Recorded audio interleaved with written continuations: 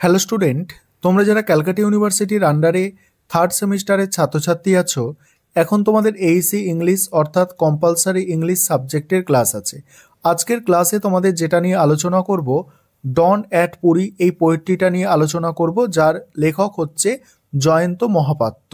আর আজকের ক্লাসে তোমরা যেটা পাচ্ছ সেটা হচ্ছে এই ডন অ্যাট পুরী, এটা বঙ্গানুবাদ আলোচনা করব, তার সঙ্গে গুরুত্বপূর্ণ 20টা এমসিকিউ প্রশ্নোত্তর নিয়ে আলোচনা করব, মোস্ট ইম্পর্টেন্ট 20টা এমসিকিউ প্রশ্নোত্তর।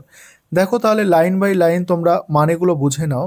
দেখো প্রথম লাইনটা কি আছে, দেখো এন্ডলেস এন্ডলেস ক্র নয়েস অর্থাৎ অবিরাম কাকের ডাক। এর অর্থ কি বলা হচ্ছে, দেখো এর অর্থ হচ্ছে মৃত্যুর প্রতীক হিসাবে কাকের ডাককে ব্যবহার করা হয়েছে, এটি একটি শোকবহ পরিবেশের ইঙ্গিত। দেখো একদম অর্থ লেখা আছে লাইন বাই লাইন। তারপর দ্বিতীয় যে লাইনটা আছে কি, দেখো a skull in the holy sands অর্থাৎ পবিত্র বালিতে একটি খুলি। স্কাল মানে তোমরা জানো খুলি।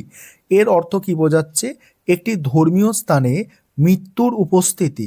খুলি মৃত্যু এবং জীবনের মানে অস্তিত্বের প্রতীক, বুঝতেই পারছো এটা। তারপর 3 নম্বর লাইন অর্থাৎ পরের লাইনে কি আছে, দেখো লিন্টস, দেখো কি আছে, দেখো titles titles it's title it's empty. দেখো title it's empty scanty towards hunger অর্থাৎ মানে তার থালি দেশকে ক্ষুধার দিকে ঝুঁকিয়ে রাখে। এখানে এর মানে কি বলা হচ্ছে, দেখো খুলি চোখের খাঁড়ি ক্ষুধার দিকে তাকিয়ে আছে, আর যা হয়তো জীবনের অর্থ খোঁজার এক প্রতীকী প্রকাশ। তারপরে পরের লাইনে কি বলা হচ্ছে, দেখো পরের লাইনে হচ্ছে হোয়াইট ক্ল্যাড। তারপর কি আছে, দেখো উইডো ওম্যান অর্থাৎ সাদা পোশাক পরা বিধবা নারীরা। অর্থ বোঝাচ্ছে শোকাহত নারীদের বর্ণনা, সাদা পোশাক সাধারণত শোকের প্রতীক। নেক্সট লাইন কি আছে, দেখো past the centres of their lives অর্থাৎ তাদের জীবনের কেন্দ্রবিন্দু অতিক্রম করে। এর অর্থ কি, তাদের জীবনের সবচেয়ে গুরুত্বপূর্ণ সময় অতিক্রম করে এসেছে। নেক্সট লাইন আসছে আর waiting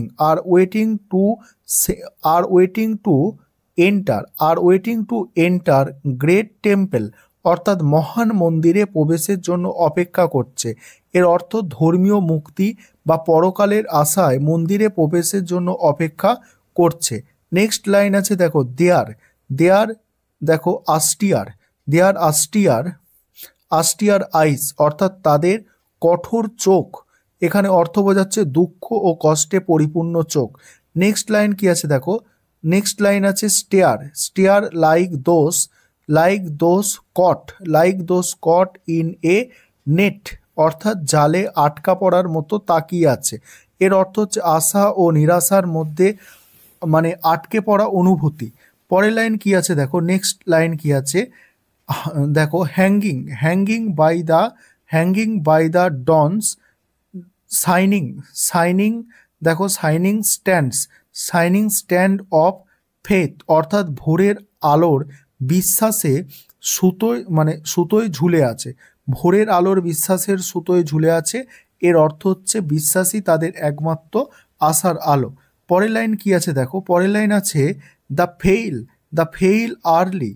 fail early light catches মানে এখানে বোঝাচ্ছে ফিকে ভোরের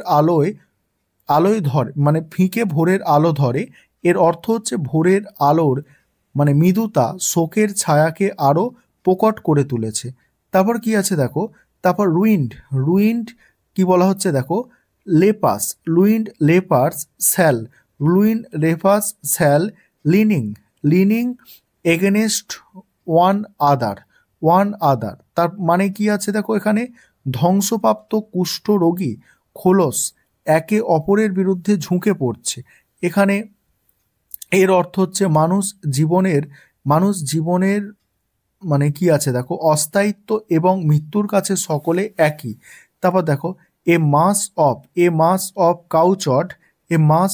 কাউচড ফেস উইদাউট নেম অর্থাৎ এর মানে হচ্ছে নামহীন মুখের এক ভিড়, মানে অর্থ হচ্ছে তার অজ্ঞাতনামা মানুষের জীবনের অর্থহীনতা।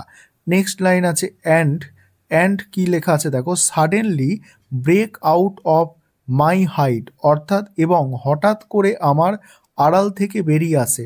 এখানে বলা হচ্ছে যে কবি নিজের অনুভূতি এবং পরিস্থিতির সাথে সংযোগ স্থাপন, কবির নিজের অনুভূতি এবং পরিস্থিতির সাথে সংযোগ স্থাপন into the smoky blaze of a charnel দেখো, of a charnel solitary pyre, অর্থাৎ একাকী শ্মশানের ধোঁয়াটে জ্বালায়। এখানে অর্থ করলে হয় মৃত্যুর অবশ্যম্ভাবী এক একাকিত্ব অনুভূতি। নেক্সট লাইন কি আছে দেখো, that feels my again mother, অর্থাৎ যা আমার বৃদ্ধ মাকে পূর্ণ করে।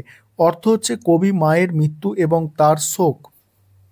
তারপরে দেখো পরের লাইন কি বলা হচ্ছে, her last wish to be cremated here, অর্থাৎ এখানে দাহ করা তার শেষ ইচ্ছা। অর্থ হচ্ছে মায়ের শেষ ইচ্ছা এবং তার মৃত্যুর স্থান। নেক্সট কি বলা হচ্ছে দেখো, নেক্সট হচ্ছে টুইস্টিং আনসার্টেনলি লাইক লাইট, অর্থাৎ আলোর মতো অনিশ্চিতভাবে ঘুরপাক খাচ্ছে। অর্থ হচ্ছে জীবন ও মৃত্যুর মধ্যে অনিশ্চয়তা। নেক্সট লাইন হচ্ছে দেখো, অন দ্য শিফটিং স্যান্ড, অর্থাৎ সরে যাওয়া বালির ওপরে। অর্থ হচ্ছে দেখো জীবনের অস্থায়িত্ব এবং মৃত্যুর অনিবার্যতা। এবার তোমরা গুরুত্বপূর্ণ 20টা এমসিকিউ প্রশ্ন উত্তর দেখে নাও। এবারে তোমরা গুরুত্বপূর্ণ 20টা এমসিকিউ প্রশ্ন উত্তর দেখে নাও।